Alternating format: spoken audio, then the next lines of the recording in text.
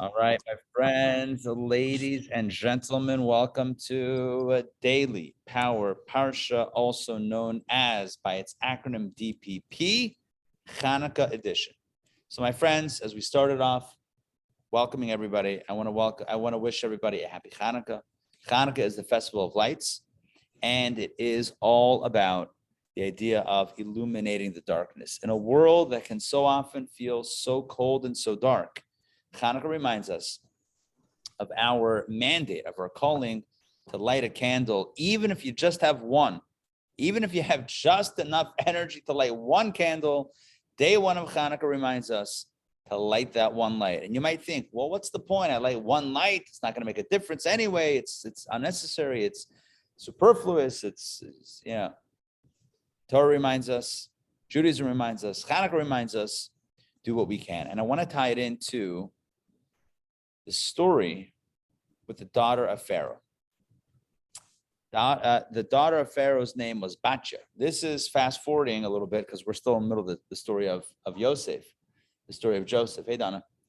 And as Joseph's story evolves, the Jewish family ends up in Egypt, and then slavery begins. Kind of fast forwarding a little bit through the narrative. And ultimately, Moses is born, and at 3 months old, his mother cannot hide him anymore from the authorities who wished every Jewish boy murdered, God forbid. So she hides him in a basket on the Nile River. He's floating on the Nile River famously, right? The Torah tells us that the daughter of Pharaoh, Batya, goes out. She's by the river, and she's in the river. She's swimming, bathing, whatever, and she sees this basket float by, and she stretches out her arm. And she collects the basket she sees the basket with the child, and she rescues Moses, raises him as a son, and the rest is history. Well, what's interesting is that our sages tell us that as she stretched out her hand, and I'm sure some of you may know this, as she stretched out her hand, a miracle happened. What's the miracle? Help me out here. What happened to her hand, her arm? It became longer. It extended. The old extendo arm, the old Gumby extendo arm. And what happens? Her arm unfolds. It says amata, her arm, but it was amma al amma. It was cubit by cubit. It extended, and she was able to collect the child in the basket and the child, and rescue the child safe. But as the commentators ask, I've shared it many, many times before. The commentators ask a simple question, and that is, go gadget arm, exactly. The question is, if she couldn't reach the child, if the basket was so far away that her arm had to extend, so why did she even reach her arm out? It says when she reached out her arm, it extended. But why reach if it's so far? Most of us would look at something that's far away and say, shrug, and then if we shrug and the arm extends, it's just going to go up, right? It's not going to go out.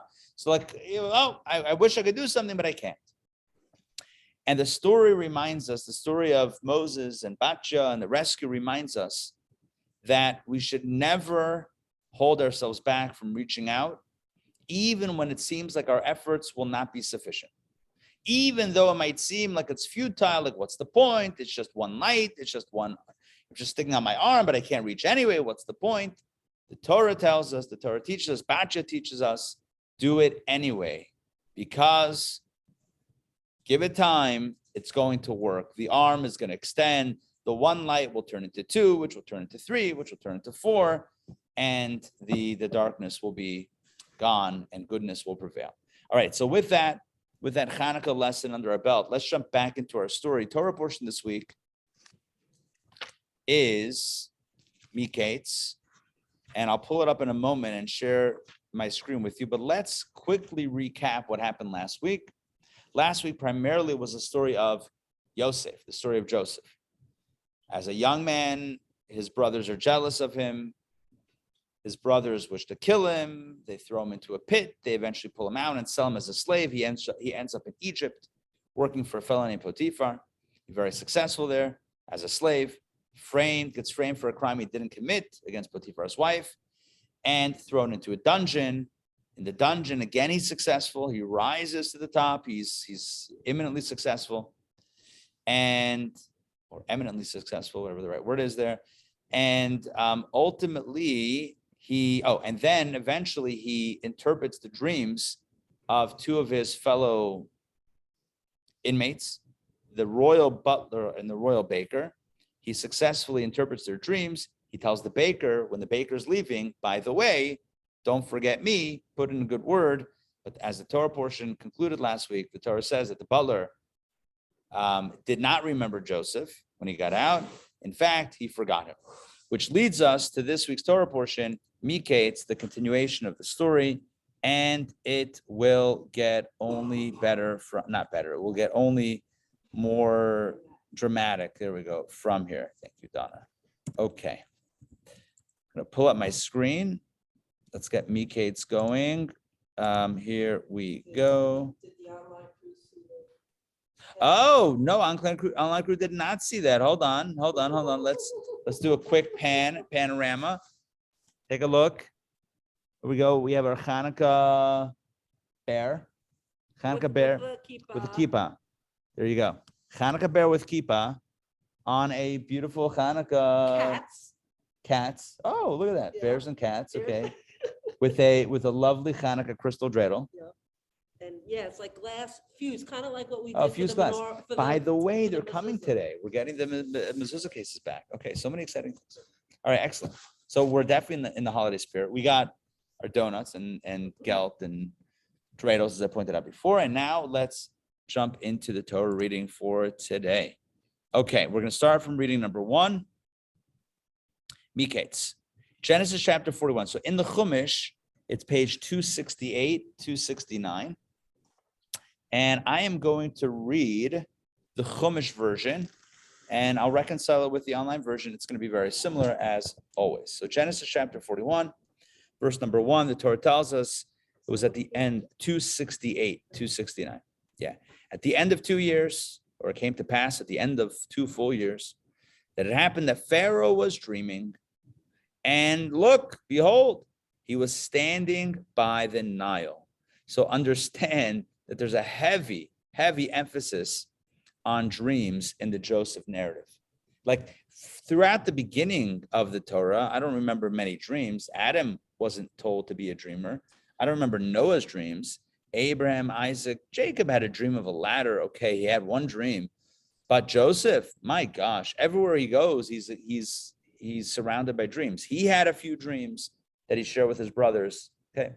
The butler and the baker have dreams. Now Pharaoh has dreams. All these dreams. I'm going to share with you a deeper message about dreams in a moment. But let's just let's get into the narrative first a little bit. So Pharaoh is dreaming, and behold, he was standing by the Nile. In other words, in his dream, there he is by the Nile River. The Nile River, of course, is the main sustenance of Egypt, the place where it doesn't rain a lot. The land, the people survive off of that Nile River. Verse number 2. Then from the Nile, behold, look, there were 7 nice looking, well-built cows coming up. Here it says handsome appearance and robust flesh. Okay, basically 7 healthy cows. And they pastured in the marshland. Then look, behold, 7 other ugly looking thin cows were coming up after them from the Nile, and they stood beside the other cows on the bank of the Nile. So what's happening here is that he has, in his dream, 7 healthy cows emerging from the Nile, followed by 7 unhealthy cows, thin, lean cows, unhealthy cows emerging from the Nile River. And they stood beside each other. So the first were the 7 healthy cows, and then the 7 unhealthy cows, and they were standing side by side for a total of 14 cows. Verse number 4. And then the ugly looking thin cows devoured the 7 nice looking well-built cows. And then Pharaoh woke up.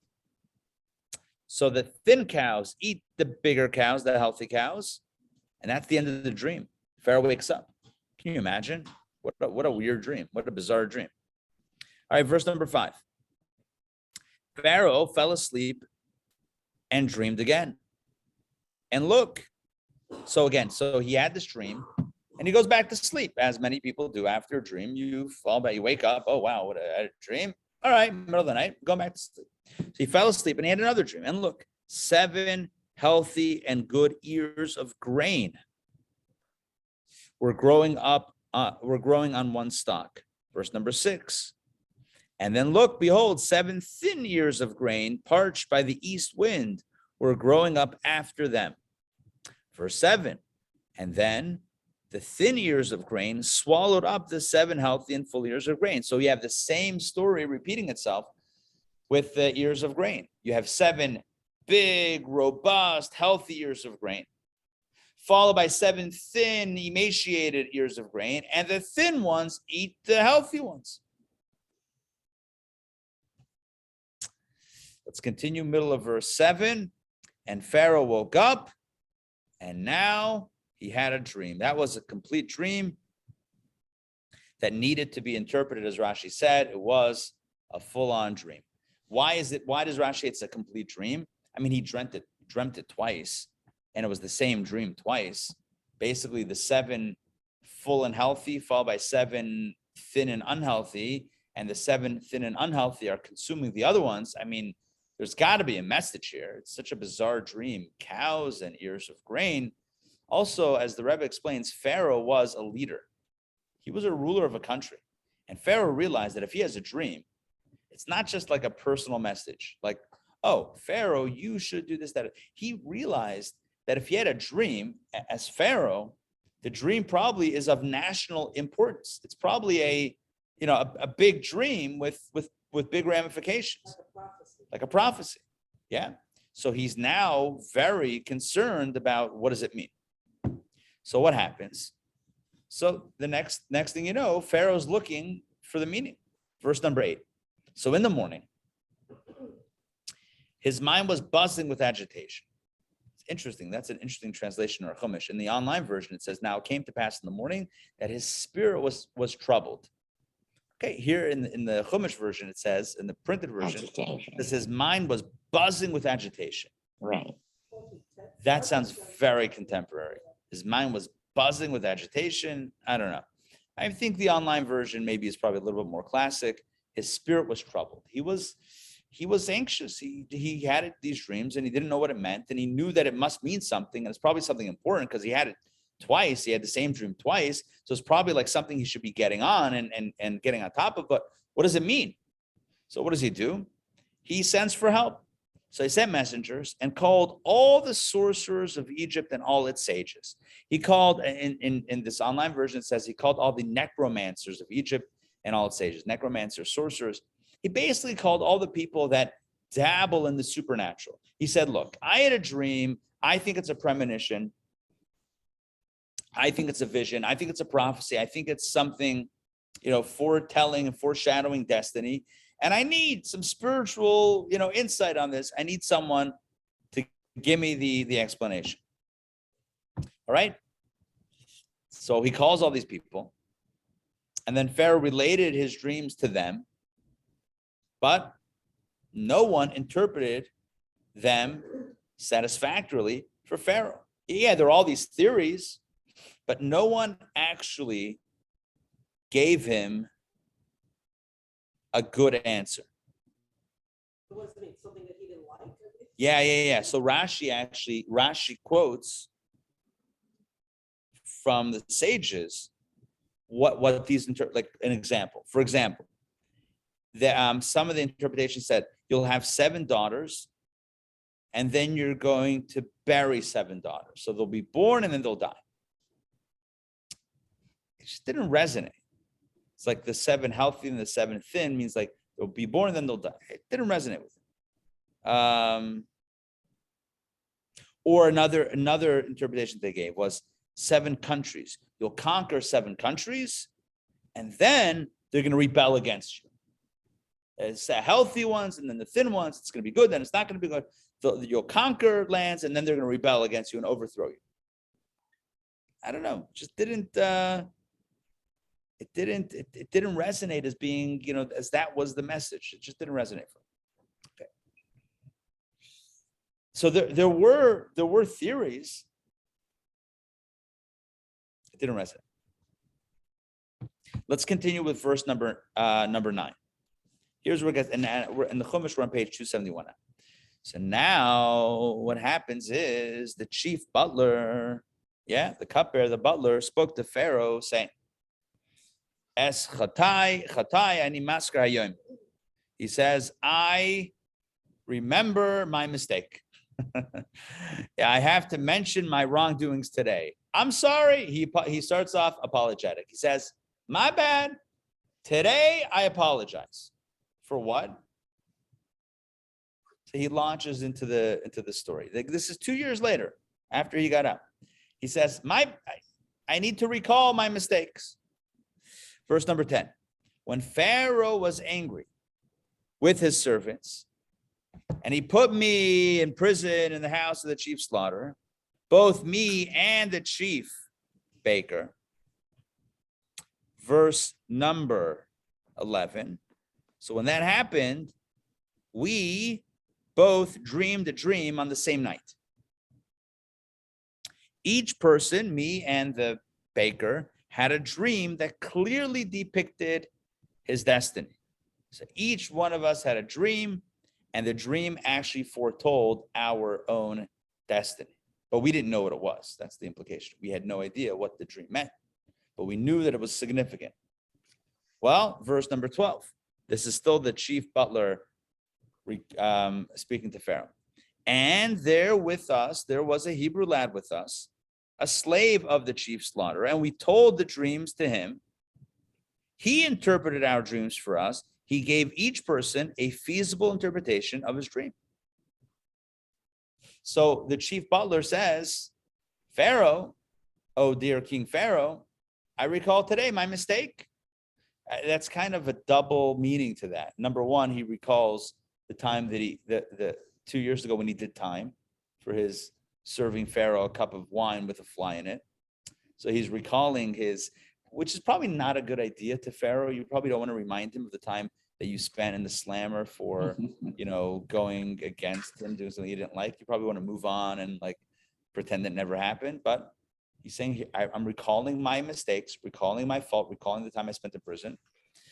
He's also saying on some level that I recall my mistake in not mentioning Joseph earlier, because I had promised him that I would put in a good word, and whoops, haven't done that yet.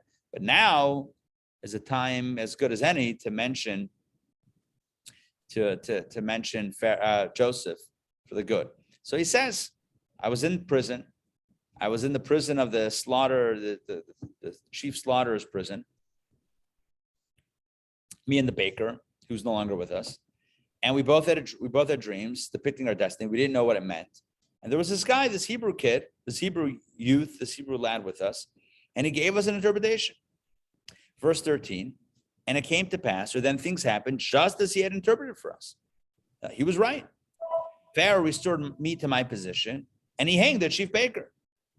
It was exactly as predicted by Joseph. Joseph got it 100% right.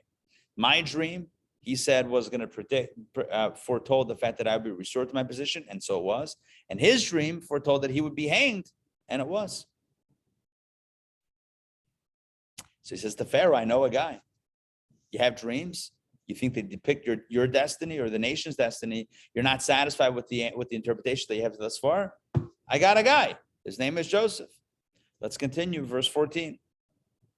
So Pharaoh sent a messenger, and he called for Joseph. They rushed him from the dungeon.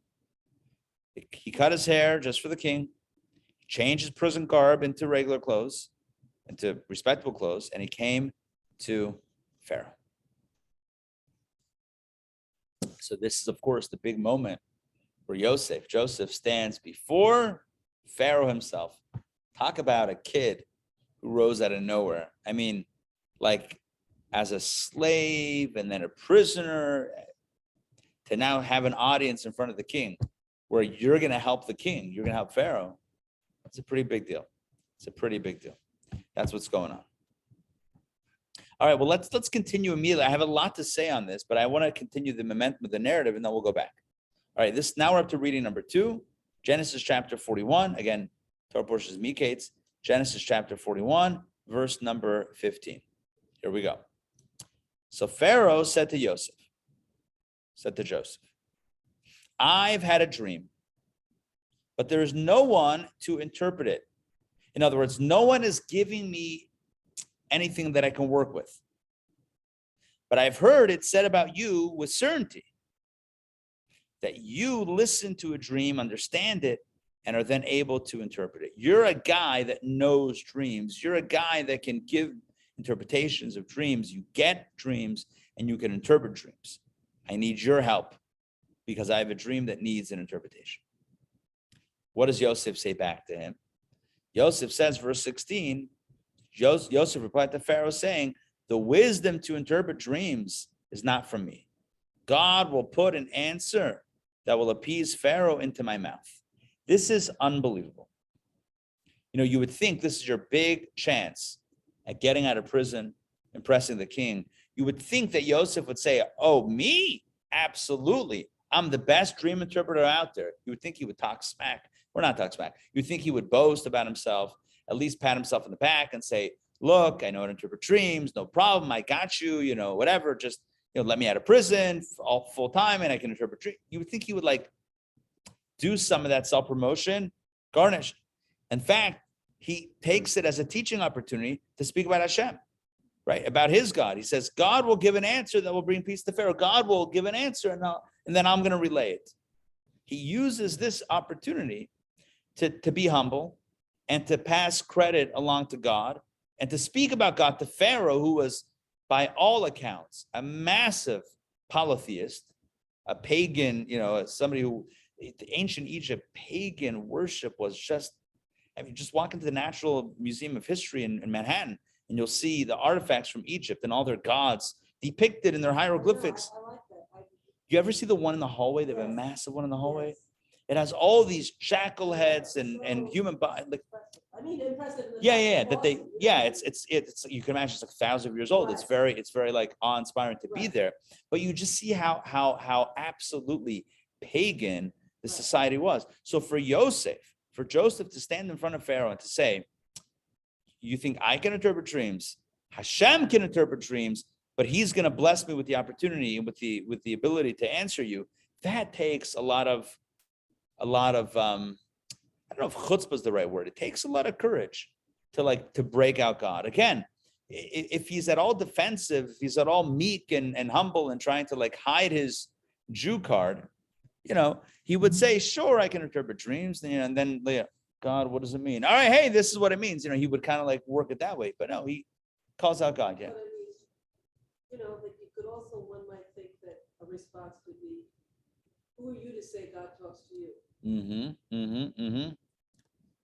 Pharaoh might say, you think you talk to God? Get out of here. You're right. Baba Mai says, exactly. Yosef was very confident, but also very humble. It's this weird, not weird, it's this beautiful combination of, you know, just humility. But I'll tell you, it's also like a lack of. He doesn't care about putting up, he just says what he feels is the truth. Right. It's right. It's a lack of, it's not pompous. It's not about him. It's not a show. It's not dressed up anything beyond what it is. What it is a guy who has perception, God-given perception, God-given, you know, gift to really empathize. We know that from last week already, where the one day that the butler and the baker had dreams that were troubling them, he noticed their moods and said, hey, what's going on with your mood? Why are you so sad today?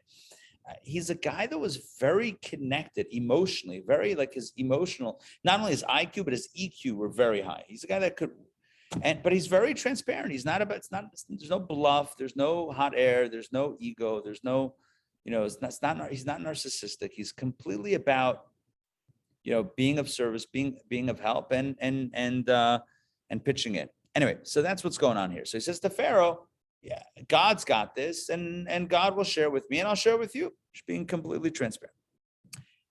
Let's continue verse 17. All right, so Pharaoh says to Yosef, so now he's going to launch into his dream. So Pharaoh said to Yosef, and we're going to hear the dreams again. The words that we already know the dreams because the Torah told us what the dreams were, but now Pharaoh is going to repeat it to Yosef for the interpretation. Pharaoh said to Yosef, in my dream, look, I was standing on the bank of the Nile. Then look, 7 well-built, nice-looking cows, the robust, healthy, fat cows, were coming up from the Nile, and they pastured in the marshland. Then look, 7 other cows, verse 19, 7 other cows were coming up after them, which were weak, very ugly looking, and thin. Pharaoh editorializes here and says, I've never seen such bad cows throughout the entire land of Egypt. I've never seen such unhealthy cows. In Egypt, we have healthy cows. Such unhealthy cows, never seen. So again, he's just repeating the dream. 7 healthy cows followed by 7 unhealthy cows. Verse 20. And then the thin, ugly cows devoured. They swallowed up, consumed the 7 healthy cows. Sorry, the first 7 healthy cows. Verse 21. They were swallowed up inside them. And look what he adds. Look what he adds. The fat cows were swallowed up inside the weak cows, the thin cows, but it wasn't recognizable that they'd gone inside of them. They looked as ugly or as thin as they were to start with. And then I woke up. So here we have an interesting wrinkle. I don't believe that the Torah told us this when it was telling us the dreams of Pharaoh. This is a wrinkle that Pharaoh notices. It's that not only do the 7 thin cows eat, swallow up, consume the 7 healthy cows, but it's that their appearance doesn't change. It's not like they get bigger because they swallowed a big cow. It's not like they get healthier because they swallowed a healthy cow. They consume the 7 healthy ones, and there's no trace of the healthy ones. That's a very important detail, as we'll see in the interpretation. It's a very important detail of the dream. Then I woke. Let's continue verse 22. Verse 22. And then I saw in another dream, and behold, look, 7 ears of healthy and good grain were growing on one stalk. And then look, 7 thin ears of grain swallowed up the 7 good ears of grain. So the same thing happened once again with the ears of grain as happened with the cows. Healthy ears, thin ears. I'm sorry, I think. No, we're good. We're good. No, did I read this right? 7 ears of healthy grain were growing on one side. Look, 7 ears of dehydrated grain, parched by the east wind. Did I read that? I don't remember if I read that. I feel like I skipped something, but either way, right? 7 ears of dehydrated grain, parched by the east wind, were growing up after them. Then the thin ears of grain saw up the 7 good ears of grain. So we have the healthy ones, the unhealthy ones, the unhealthy ones eating up the healthy ones, and that's it. So Pharaoh continues. I told the sorcerers, I told all my dreams to the necromancer, the sorcerers, but no one tells me its meaning. No one is telling me a satisfactory explanation. No one's giving me the meaning. Verse 25. This is big. This is where Yosef becomes Yosef. I mean, this is the key to his success right here. The following words. And Yosef said to Pharaoh, Pharaoh's 2 dreams are one. They have a single meaning. You think you had 2 dreams, you had 1 dream. God has told Pharaoh what he's planning to do. Now, this is speaking Pharaoh's language, right? Look what he says. The 2 dreams are one. And what's the meaning of the dreams or the dream? God is telling you what he's going to do. Not just to you personally. Yeah, your 7 daughters. God is telling you what he's going to do to the country. As the leader of the country, God is giving you insight into the country. And why is God giving you insight? Not to tell you doom and gloom, but to give you the tools that you need to prevent disaster that could happen if you don't act now. Let's continue. What is God planning on doing? Verse 26. The 7 good cows are 7 years, and the 7 ugly cows. The 7 good cows are 7 years, and the 7 good ears of grain are the same 7 years. It's one dream, right? It's one dream. So the healthy cows and the healthy ears of grain, same 7 years. The 7 thin and ugly cows coming up after them are 7 years also, as are the 7 bare ears of grain beaten by the east wind. There will be 7 years of famine. We're going to have in Egypt 7 good years, healthy years, 7 robust years of growth. The land is going to produce good and abundant crops. And then that will be followed by 7 years of famine. Verse 28. It is as I have told Pharaoh. God has shown Pharaoh what he is about to do.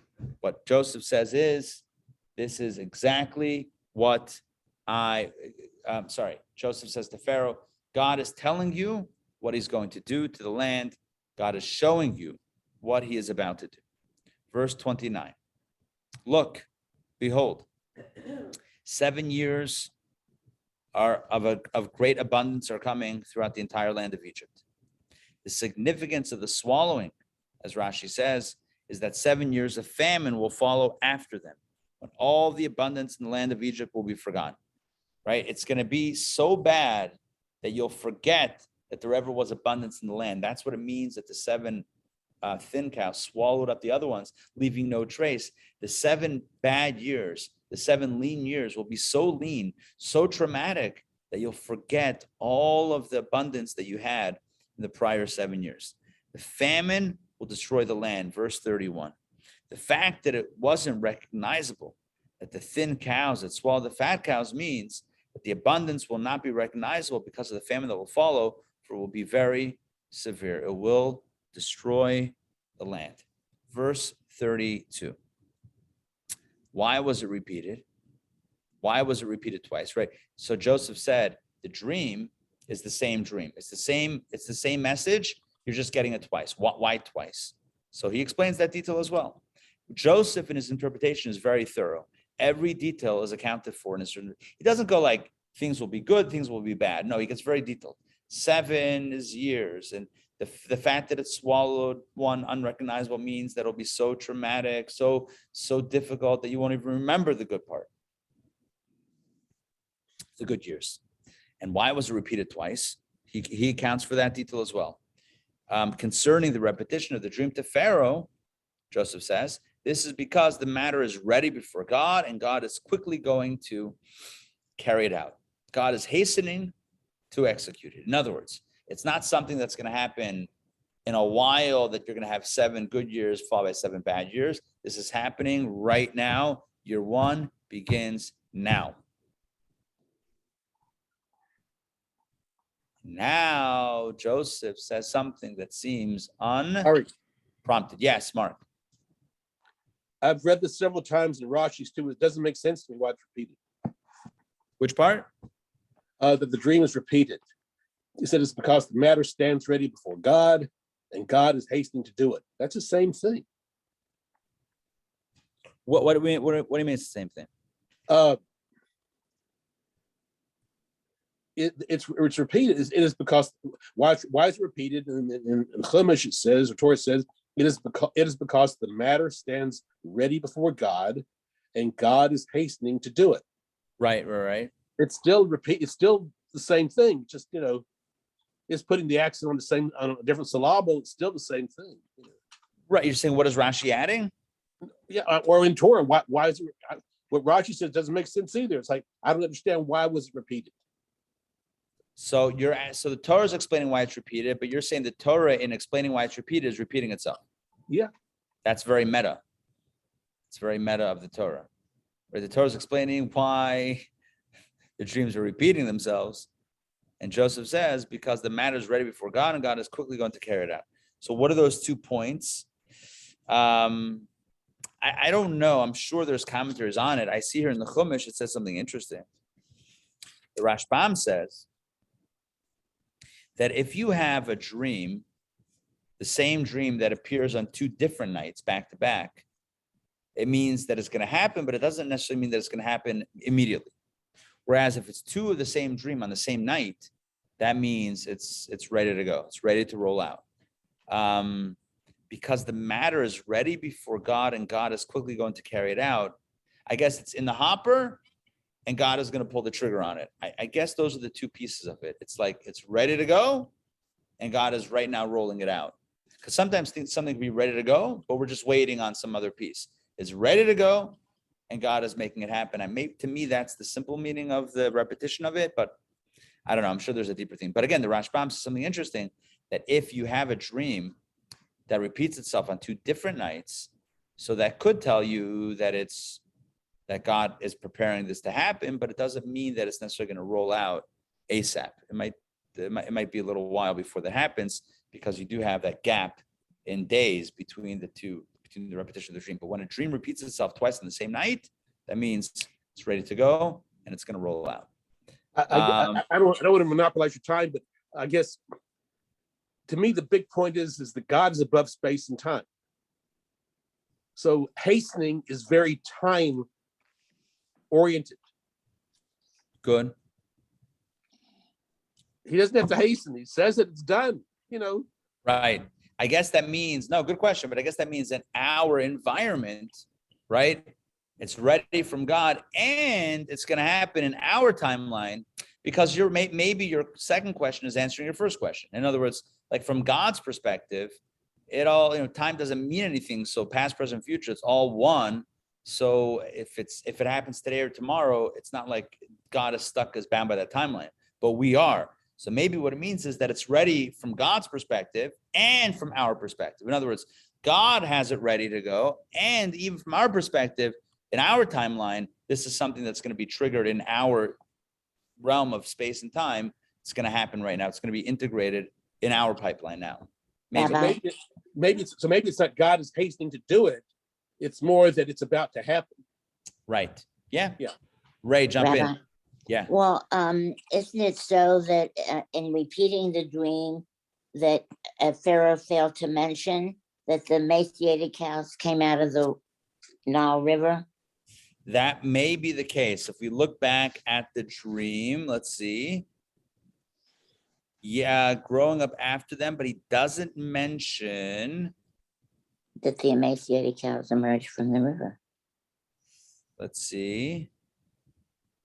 That's in verse. Yeah. He doesn't mention the Nile. Correct. You are right. Yeah. Is there an insight on that? Yes. And it also said because Egypt considered the Nile as a god. Right. The Pharaoh, yeah. He avoided talking about it. He avoided talking about the Nile. You're saying Pharaoh did because he wanted to. He avoided the connotation that something ugly and would emanate from the gods, because they considered. I like didn't that. they consider? Yeah. I like that. So when That's he a course. tells, I love that. Who says that? It says Kli Yakar Okay. Akeda. What is Beautiful. Yeah, Kliyakar and the Akeda, two different commentaries, but that's beautiful. So the Kliyakar is saying, thank you for sharing that. Kliyakar is saying that when Pharaoh tells the dreams to Yosef, he doesn't mention that the thin cows came out of the Nile, because the Nile is their god. So thin cows emanating from the Nile doesn't look good for the Nile. So Pharaoh wants to be in denial of imperfection, right? Pretending like nothing bad is ever possible from the Nile River. And all right, it is what it is. Good. Excellent. But now we're poised to read the big, to me, what's the big statement of Yosef, which is verse 33. Because now we move away, at least it seems like we're moving away from interpretation and moving into the action plan, which seems to be a little bit outside of the job description of Yosef. Yosef was pulled out of the pit, pulled out of the dungeon to interpret the dreams. Well, he interpreted the dreams. 7 years of plenty, followed by 7 years of famine. The famine is going to be so bad, you'll forget you ever had years of plenty. Okay, got it. But he doesn't stop there. Verse 33. And now he says, Pharaoh should seek out and choose a person who is understanding and wise. Ish navon v'chacham, a person that has bina and chachma, understanding and wisdom, and appoint him over the land of Egypt. Verse 34, Pharaoh should enact that he appoint officials over the land and prepare the land of Egypt during the 7 years of abundance. Verse 35, let them collect all the food from these coming 7 good years, and let them gather the grain under Pharaoh's control, food guarded in the storehouses. The food, verse 36, the food that is stored will thus remain as a reserve for the land for the 7 years of famine, which will be in the land of Egypt, so that the land will not be destroyed by the famine. This is Yosef's advice. This is his pitch to Pharaoh. Here's what you need. You need a man, you need someone who's wise, someone who's understanding wise. Coming from him, not from God. So once I'm going to share with you how it is also coming from the dream as well. I'll give me a second. So Joseph says, now that you know the problem, you're going to have good years, followed by 7 lean years, and it's going to undo all the gains of the good years. The market's going to tank, God forbid, right? But the food is going to tank so much that you're not going to have anything left. So here's what you need to do. You need to appoint someone who has bina and chachma, someone who's understanding and wise. Appoint them over the whole land, and let him put officials over the entire land. In other words, let's create a system here and collect all the surplus food, maybe even not surplus, collect the food during the 7 years of plenty, stored away in a way that's viable to remain, and thus we'll have enough food in the years of plenty. In modern economic terms, it would be the notion of savings. Save, right? When you're earning money, engage in the act of saving money and savings, invest in your savings, take the money that's coming in, right? When there's plenty of money, so to speak, when there's income, take the money that's coming in and put a lot of it away. And then when there's no more money coming in, you'll have what to live off of. So when the food is coming in, put away from the food that you could have for later. That seems very basic, seems very elementary. But who knows to what extent anyone was doing any saving back in the day? I mean, the notion of saving is not necessarily intuitive, right? Think about how you and I, human beings, have to be taught or have to learn healthy saving skills and the value of saving. It's not necessarily intuitive. It's hard. It's hard. Right. Short term versus long term. But we don't think long. Okay. Again, some people are more, naturally thinking long term. So, but by and large, many of us, many human beings, think short term. You have it, great. And who's right? Who wants to think about rainy days and famines? What I have now, I'm good, right? And we're not thinking about that. So Pharaoh says Yosef says to Pharaoh, Yosef says to Pharaoh, says, look, now that God has shared with you behind, pull back the veil, and you now know what's coming up. You got the 7 years of plenty, followed by the 7 years of famine. Now you know what you need to do. You need someone in charge of this program to save the food for those 7 years of famine. That's it. Now, I said before, this seems to be Yosef going off script and giving his own advice. Now that we have the interpretation of the dreams, now let me give you some friendly advice. The Rebbe says, is that what he was doing? Was he just offering his own unsolicited advice? Like from the slave prisoner, the prisoner slave, the Hebrew prisoner slave is going to offer Pharaoh some unsolicited, business advice or rulership? No. The Rebbe says this was still interpreting the dream. This was not off script. This was still the interpretation of the dream. What part of the dream is he interpreting? There's one detail that remained unaccounted for until Joseph gave this advice. One detail that remained unaccounted for, and that is that when the cows emerged from the Nile River, there were the big cows and then the thin cows.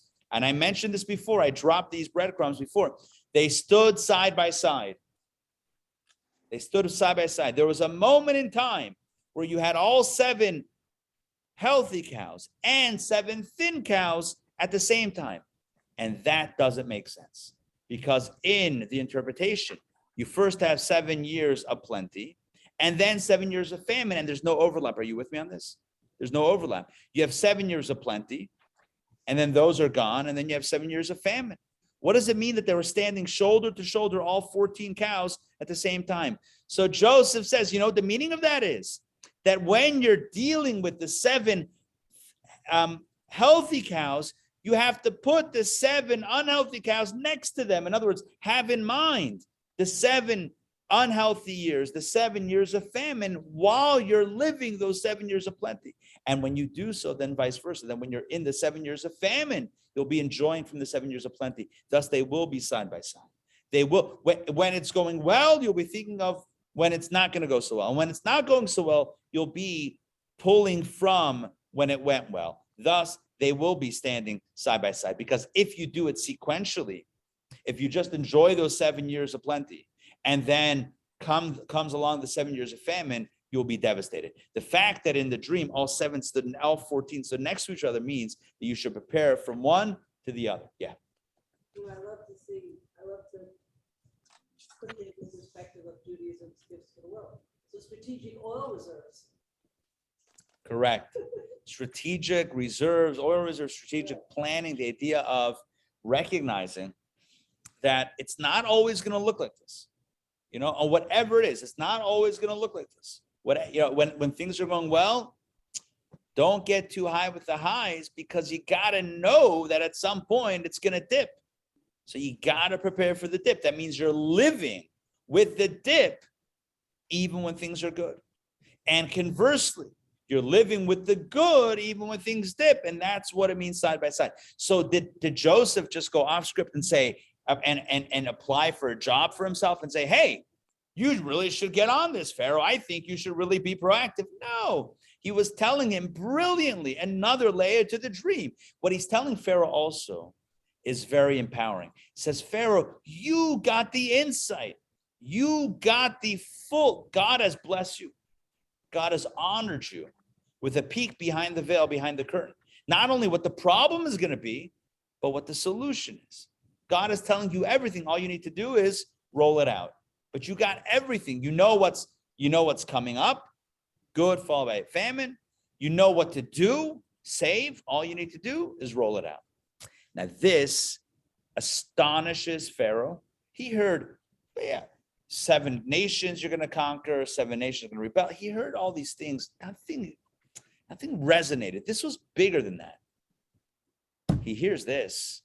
Every corner of the dream is accounted for. Every detail, every prat, every seemingly insignificant minor detail is accounted for brilliantly. It's like you're learning something, you're reading something, like an exposition on Torah, right? And every word, letter, the verse is accounted for, and you just cannot be anything other than blown away at the brilliance of the interpretation. And this is where Joseph's at. Where Pharaoh's at. Pharaoh is absolutely floored by this. Let's read it inside, and then I want to go back to some themes that I told you I was going to go back to. Verse 37, page 275. The matter pleased Pharaoh and all his servants. In other words, it wasn't just Pharaoh, but everyone else had to acknowledge that this Jewish kid was right. Verse 38. So Pharaoh turns to the servants and says, even if we tried, would we find anyone like this, a man who has God's spirit in him?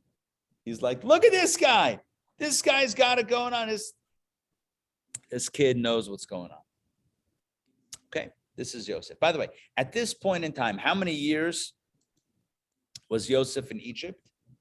He was in Egypt at least 10 years, maybe 12 years now. He was there a decent amount of time. 7 plus 2 is 9. Plus 10, 19 plus 2. Yeah, he's there about 10 to 12 years. He's already in Egypt, away from home. So he's now somewhere between 27 and 30 years old. Now, I'm giving you a range just because I don't know exactly what it is, but it's brought down in the books, whatever. I don't recall it right now, but he's in the range of 27 to 30 years old. So relatively a young guy.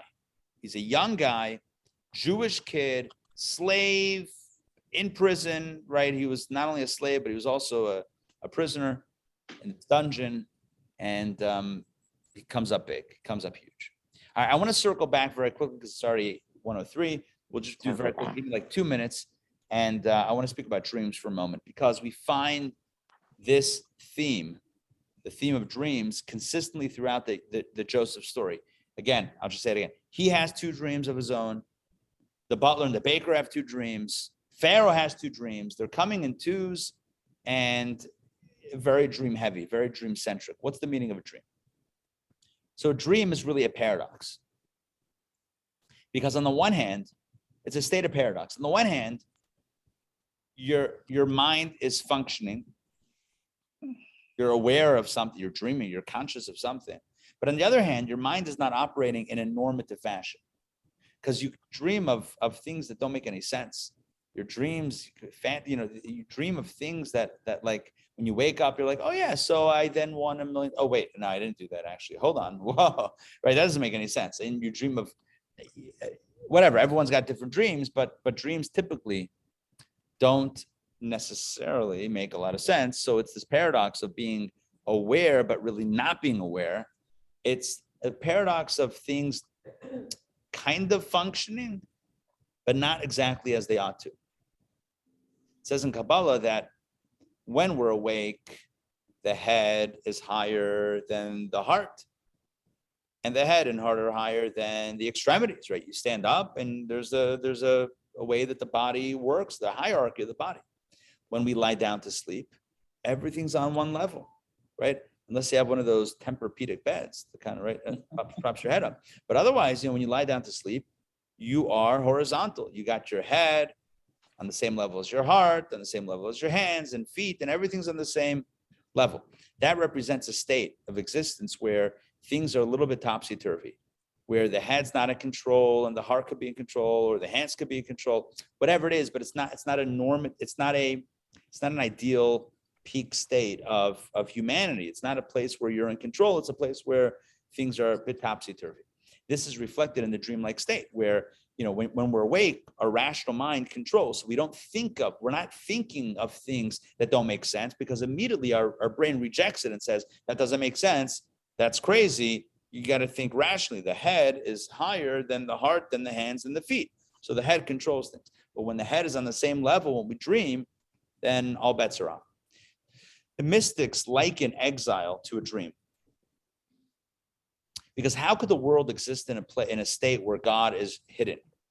How could it be that God is hidden? How could it be that evil prospers? How could it be that darkness rules the night? How could it be that, or sometimes rules the day even? How could it be that the Jewish people are exiled? Like, how is any of this possible? How could anything hold back God? How do we not see the truth? How do we not feel love and feel respect? How do we not act like a mensch 24/7? How's it possible? The answer is because we're in exile. What is exile? Not only we're in exile, God's in exile, self-imposed, but God's in exile. That means that things are not the way they should be. How's that possible? So here's where the Kabbalists use the example of a dream. It's like a dream. It's like a dream where things don't make sense. How could God be hidden? How could a person live 120 years of life and not believe in God or not think that there's a God that runs it? How is that even possible? Welcome to the dream. Not in a good way. Welcome to the dream state of existence where things are upside down and things don't make sense. And the truth, people laugh at the truth and people celebrate that which is false, right? Reality shows that are completely false, people love. And truth, no one has time for. It's like, how does that happen? It's called the dream state. According to Kabbalah, it's the dream. In the book of Psalms, it says, when Mashiach comes, then we will rejoice because hayinu kechomim, we will have been like dreamers. We will finally wake up. When Mashiach comes, we'll finally wake up and look back and say, that was a crazy dream. All of that pain, all that suffering, all that hardship, all of that, the confusion, it was all a dream. Now we're going to see everything with clarity. When Mashiach comes, we'll see everything with clarity. That's the matrix. It's the matrix. Yeah. Good. It's the matrix. Everything is fake. And then we finally wake up to see the truth. Yeah, Kabbalah Matrix begins next. We're going to go a lot deeper starting next week. next Tuesday night, December 7th. But here's the big idea. Yosef is the one who kickstart the exile. Joseph is the one who first goes out to Egypt. Then his family follows. Slavery follows. And suddenly, the Jewish people, the Jewish family, Am Yisrael, Bnei Yisrael, are suddenly not able to do what they need to do because they're enslaved to the man, to Pharaoh. The story of Joseph is the origin story of exile and the origin story of the dream. And so thus it's appropriate that as the story of exile begins, what plays the key factor, what plays a key role, what is front and center on our screen? It's the dreams. He has dreams, the butler and the baker have dreams, Pharaoh has dreams. Why? To remind us that this entire reality is but a matrix dream. It's not truth. It's not real life. It seems real. But a world in which God is hidden, where evil prevails over good, where distractions become so exciting that they take over real life. A world in which the metaverse, like Facebook, right? The metaverse. For those that don't know, Facebook rebranded itself as a company to Meta. A world in which the metaverse could supplant the real universe. That's a world of dreams. And so we're reminded, just like we got into the dream, we got into Egypt with the dream, it's our job to get out of Egypt by waking up. Waking up. It's not as easy as it sounds, no quick snap of the finger. But we got to wake up and see things for what they really are, see the truth where it is, recognize that this is a facade. The only true reality is God. Ein od movado. When we have that vision, we pierce through the exile, and everything is changed. All right, thank you for joining me today. We'll end it here for DBP. We got much more to cover this week. So as we celebrate the first day of Hanukkah, let's remember a few things. Number one, don't ever discount the power of one solitary candle to make a difference. You have one flame, light it up. Number two, recognize that oftentimes the challenge is only the appearance of a challenge, because in truth, there's something beyond. The challenge exists when we're stuck inside the dream. It's like, imagine a dream where you have a dilemma and you're not sure what to do. Then you wake up and you're like, oh, I guess I don't have that dilemma, right? It was just a dream. You ever have that? You ever have a dream like that where you're like debating a decision or you're struggling with something, and then you wake up and it's like, oh, I actually don't have that problem at all. That was just in the dream. So may we wake up to recognize that a lot of the things that we worry about are all part of that dreamlike reality or dreamlike state, and let us pierce through that to live high definition HD 8K reality, ruled, powered by God on this beautiful holiday of Hanukkah. Good. Questions, comments? All right. Good. So tonight is night number 2 of Hanukkah. Chabad Intown does not have a holiday celebration. I don't think we have a lighting tonight. Tomorrow night we do have one at Atlantic Station. Thursday night is Pond City Market. Sunday evening, next Sunday, is Decatur. Join us for all of those. There is also a concert tonight in Sandy Springs, City Springs or something like that. In Sandy Springs, like downtown Sandy Springs, there's like this area, this newly developed area. There's an outdoor concert, so bundle up if you wish to join. The concert is going to be performed by music played by Eighth Day, a Jewish band. I actually know very well the members of the band. Good music, good Jewish music. And if you're looking for a Hanukkah party, you can definitely join that Hanukkah party tonight. All right? Hanukkah Sameach. If you need any menorah equipment, if you need any candles, menorahs, dreidels, donuts, gelt, chocolate gelt, or otherwise, let me know. We can help make it happen. Okay. Ray, Sarah, great to see you. Mark and Olia, Hanukkah Sameach, and Donna, Hanukkah Sameach. See you guys soon. Thank you. Hanukkah Sameach. Sameach. Take care, everybody.